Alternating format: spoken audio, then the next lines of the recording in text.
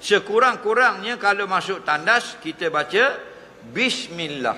Kalau tak pun bismillahirrahmanirrahim. Tapi paling common bismillah. Kita baca tak bismillah? Tak baca. Faham? Terus masuk tandas. Tak? Siapa yang masuk tandas, nak berak, nak kecing tak pedulilah. Dia masuk tak baca bismillah, dia buang seluar, jin tengok kemaluan dia. Jin kata, wah! Siapa khabar? Nabi khabar. Nampak? Satruma baina ayunal jin, baina auratin ibni Adam wa ayunal jin, qauluhu bismillah inda dukhulil khalaiq atau kama qala. Yang menjadi dinding menutup daripada mata jin melihat kemaluan manusia ialah dia membaca bismillah ketika masuk ke dalam tandas.